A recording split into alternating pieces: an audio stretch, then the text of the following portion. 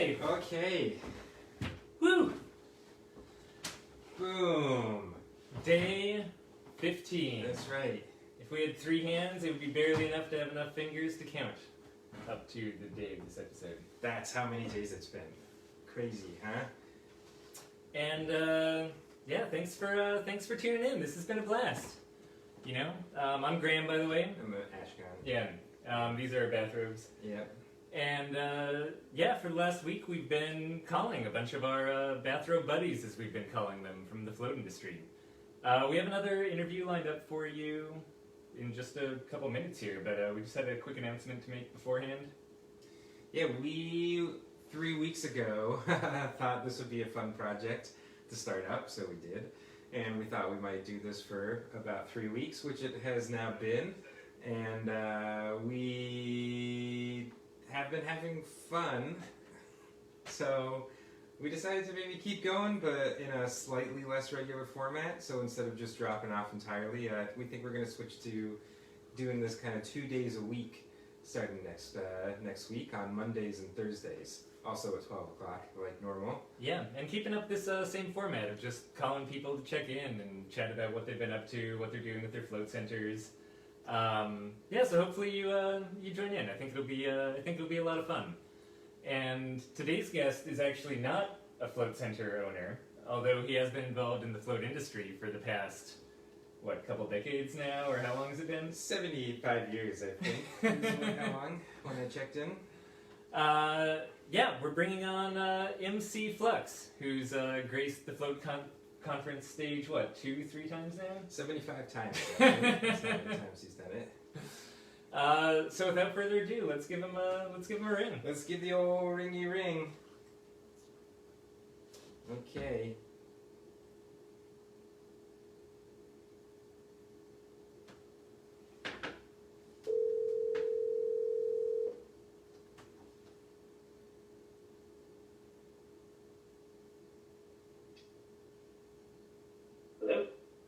Hello, Mr. Flux. How's it going? What's up, Flex? I'm pretty good. It's a shame we're not on video because I dressed up for the occasion. We can tell. We can sense it. Yeah, the tone of your voice makes it very clear. Also, if you take a selfie, you can put it in the Facebook comments on the live stream.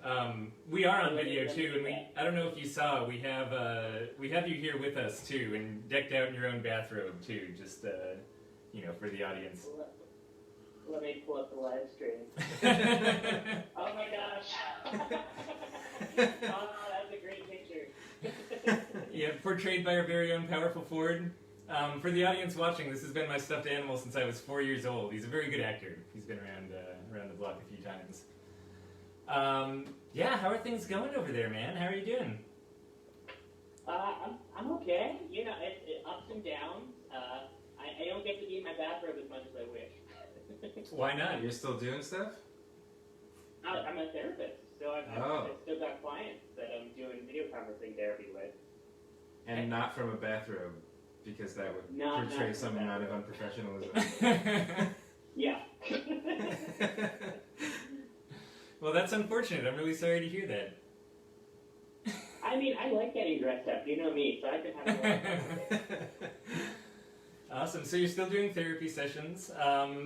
Is there anything else still going on that's just kind of like life as usual for you? Well, I mean, I'm still meeting with Justin every Wednesday morning, so we have our Wednesday morning conference calls, which are nice.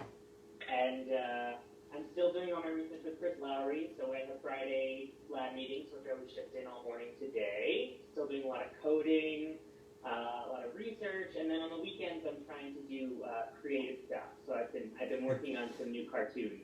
2020 is the year I learned to animate. Excellent. Yeah, you sent over a little sneak preview of those. What is it, Quarantetiquette?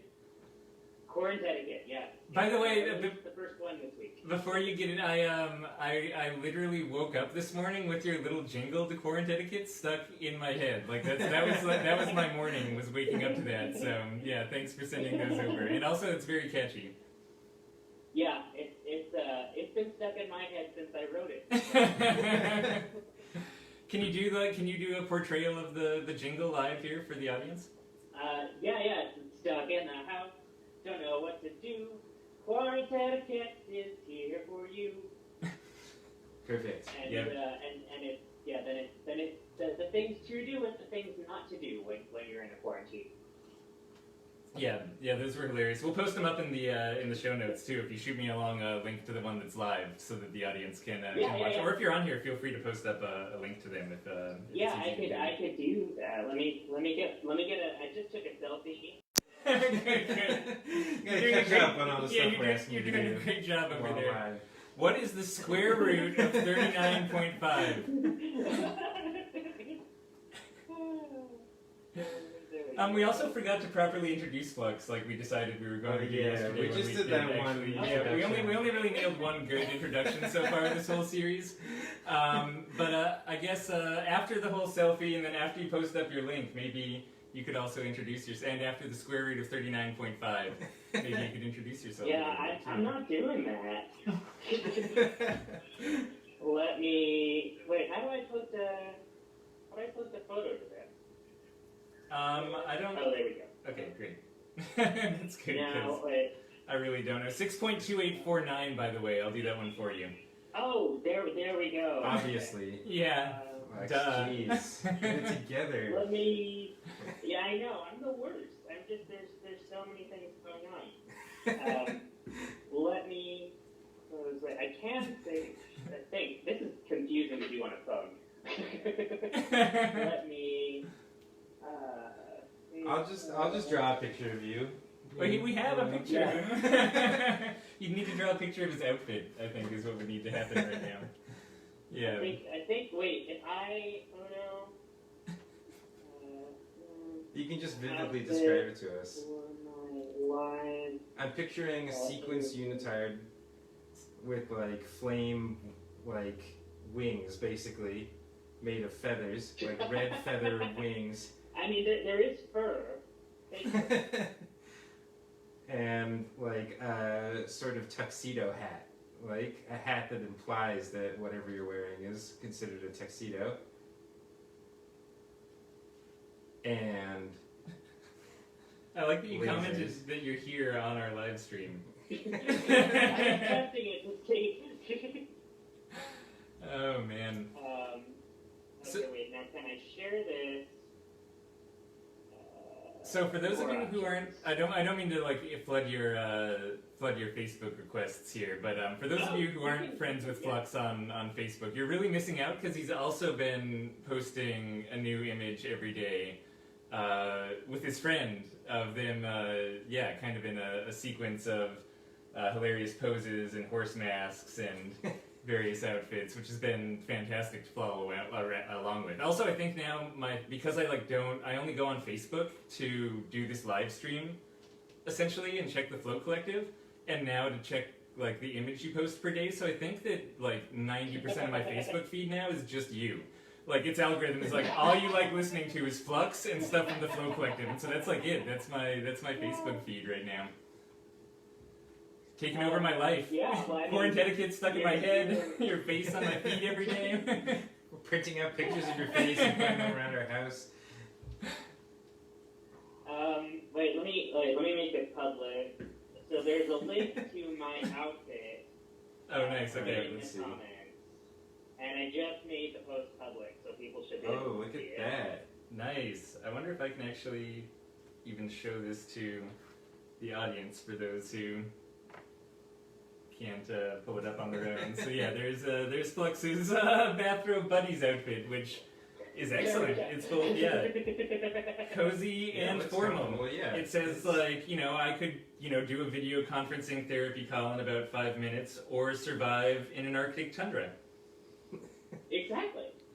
I mean, fortunately, my next therapy call is over the phone, so they won't get to see this fabulousness. But Is there have you been doing other research that's just been disrupted or put on hold?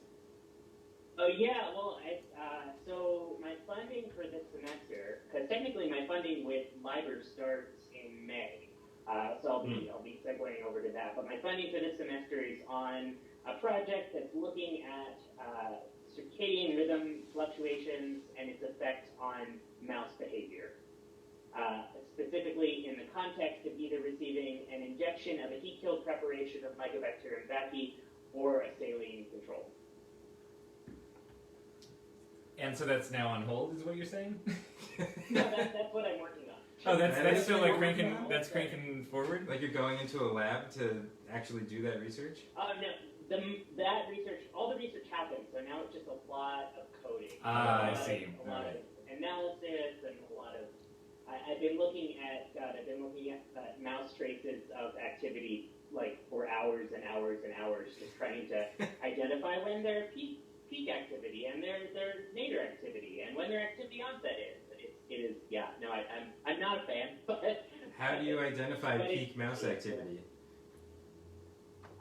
So the mice have a telemetry probe implanted inside of them, and then that telemetry probe is picked up by a receiver, and then that receiver does some calculations to tell you how active the animal has been every single minute that it's turned on. And so then I take a look at these like traces of, it's like an 80-day experiment, so there's, basically the mouse level of activity every minute, it's like bins by every 5 minutes. And then I have to identify patterns in that behavior. I use some software to give me a hand, and then I kind of,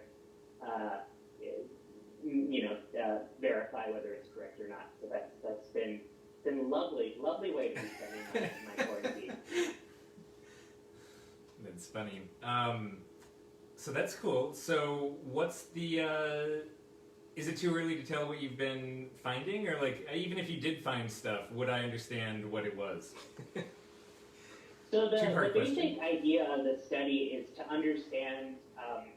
So we work with this bacteria called Mycobacterium vaccae, which has a lot of really positive immunoregulatory effects, and so we're trying to see if injection with this heat preparation of this bacteria has led to kind of regulating the circadian cycles of the mice that we kind of throw into disarray.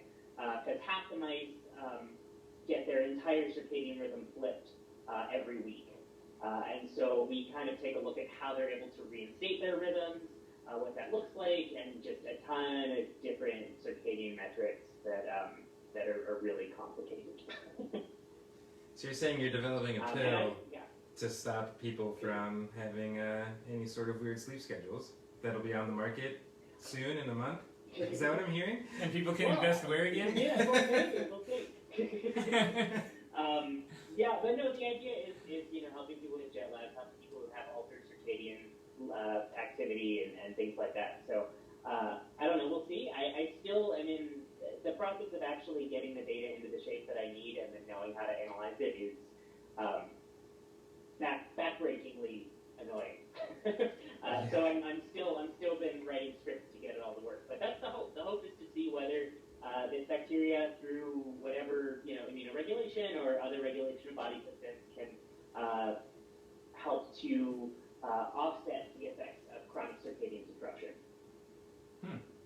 And have you thought about playing around with like tiny mice-sized float tanks to see if that would have the same sort of adjustment, or is that something you've already pursued? Comments? I don't think it would work the same way because mice find water very aversive. There are several tests that involve water that basically help to mimic depressive symptoms. So I'm not really sure how we would get the mouse to really kind of buy into the therapeutic benefits of floating. But I'm open to try. Well, I think at Liber with the anxious groups, they do a pre-interview where they kind of go over everything. So maybe you could do something similar with the mice, where you just sort of coach them through and explain everything in Have them detail watch some before full they... conference talks. They might learn a thing or two. Yeah, I think if we just provide the right information, it could definitely change my behavior. That's just, we haven't been trying hard enough, I guess, is the problem. So you're still part of like one or several doctorate programs right now? Is that true, or? So introduction to me, I'm working on a double PhD in clinical psychology and neuroscience. And so I split my time kind of between a lot of clinical work as a therapist. I'm currently working in a bipolar specialty clinic, and I'm also supposed to be working at a detox clinic, but a lot of that has been shut down because of COVID. And so then, other than that, I also do a lot of different types of research, and I mentor a lot of students. So this mouse project is one of the projects I've been working on over the past 8 months. But I also do a lot of things with the immune system, understanding the interaction of the immune system and mental health. And that's how I got into floating back in 2017. Was that I started working with Dr. Chris Lowry, and I was looking for summer funding, and he said, hey, I have this float project. Do you want to work on that? I was like, okay. I had never floated before, never done it at all. And I floated for my first time at Radiate Float Center. Shout out to them in Boulder back in March 2017. And then, you know how this world works. You just get sucked into it. And it's like suddenly you're floating every day. You're not sure what's happening. Yeah, your face is on a stuffed animal. Face is on a stuffed animal, and you're talking to, as you said, it's supposed to be entertaining millions. I just want to put out that Graham threatened me that if I was not entertaining enough for millions, I would see some really negative consequences. So I'm trying to do, my dog and pony show as much as possible. Well, specifically what I said, to be fair, was that I'd come for your head, and that was going to happen regardless. So it was really sort of an empty threat there. Yeah. It's true, though. I did threaten him before this show. I said, you better be entertaining. Did any of your actual float-related research get it just suspended? Like, were people going into float? And I know at some point blood samples were being sent out for analysis and stuff like that. Was any of that actively happening and just on pause right now? Yeah, so it's all on pause. Library is completely shut down. I know Justin goes in and checks to make sure there's been no leaks in the float center Nice. about once a week. But one of the things he's been holding on to is peroxide, because apparently there's a peroxide shortage right now, which I was not aware about. Interesting. So he's kind of hoarding the peroxide that they have at the float center at library. I'm picturing him in full post-apocalyptic gear, like standing in front of library. Boarded up windows, just like them fingerless gloves. Bottles of peroxide. Oh man, I would love to see Justin in post-apocalyptic gear. For some reason, I can tell him the week we after that. my brain can paint a very vivid picture of that. I don't know, what sort of situations I've seen him in that makes that so easy. Yeah, it's really easy to imagine. But yeah, we've been working on a few papers that have been continually going on. So one is our experience sampling paper, which is taking a look at how float, the effects of float in the 36 hours post-float, which I think is in pretty good shape. I think we're almost ready to submit. And then I've also been working on a paper all about heart rate variability, which is based off of the stuff that I presented at the float conference, but that is still kicking. So we're still trying to get that written. I just sent him a full version of the results section of that paper, so hopefully we'll be able to make some more progress. The post-float one was the one where you were, a text message was going out to people at various periods after their float? Yep. Okay. Yeah, so people would float, and then they would get text messages at regular times post-float, and I wrote a whole analysis script that was able to take a look at the exact time that the information was received, and then kind of did the whole analysis that way. So it was turned out pretty cool. It's, what did the text message say? Can last, really far out, 30 hours plus for some people in certain metrics. So. What was the text message? What did it say? What was it asking? I'm not sure. I know what the results were. I know what we got. We got measures of serenity. We got measures of anxiety. We got percent effects of floating that were still felt. But I was brought onto this project in the data analysis stage, so I didn't actually send out the text messages. I see. So maybe they're filling out a survey or something. It wasn't just how's it going? People were awesome. No, write that down. Awesome. So my understanding is that it was a link to a Red Cap survey, Okay. and then on the Red Cap survey, they filled out a bunch of stuff about Got it. All right. how they felt. And by red cap, you mean like communist? Yes, exactly. Okay, just clarifying. Yeah, we love floats, so we're communists, so we use communist. As everyone here watching this live stream knows, deep communist links in the float industry. Cool. Well, this has been great. I did have actually one more question from you, and then maybe we'll see if the audience has any. This is our live stream lag chance for people to ask any questions of Flux if they have them. But I appreciate again that jingle that you wrote. That was great. I also appreciate that you're kind of putting out this regular content just on your Facebook page that is sort of entertaining and follows a sort of daily theme. Do you think is that to maintain your own sanity, or to actually try to do something to lighten the mood for other people out there and brighten someone's day, or some other third option? I think it's mainly for my own sanity. I definitely feel that I'm constantly fighting the blues, and so when I make stuff that I find funny or hilarious, if I find it funny, it makes me feel better, and then I just put it on the internet, hoping other people find it funny as well. Cool. Yeah. Well, I've certainly been enjoying it. Yeah, I like that people are doing their part. Just kind of it's like human beings collectively are entertaining one another while we're stuck at home. I mean, here we are again with your face on a stuffed animal and bathrobes. It's like, this is my contribution to society. Yeah. I think that we need to be contributing right now in whatever way that we can. Which is part of the reason why I'm glad that I'm a therapist, because I feel like I'm doing something that at least is helping someone. Yeah, for sure. All right, let's see if there was any other comments over here. I look like a floating head in a bathrobe. That's good to know. Nice. We have a Russian viewer. That's cool. Yeah. Gleb. That's Yeah. I hung out with that guy when I went over. Yeah. Hey, Russia. Gleb. Thanks Hi. for joining in. Yeah. And Tammy and Jocelyn and all of our other regular viewers out there. This is great.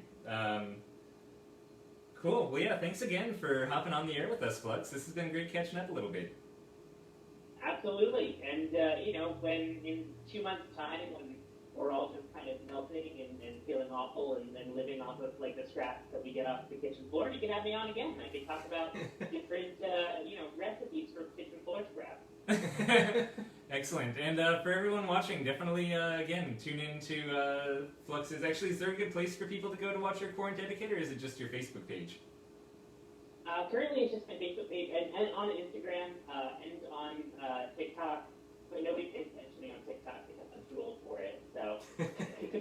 Okay, so you heard it here. Go do a friend request to Flux. Mention that you're very interested in his social security number, and he'll know that you're from the float industry. And you'll probably. There we go. All right. Thanks again. All right. See you later, Flex. Yeah. See you guys later. Bye, Flux. Bye.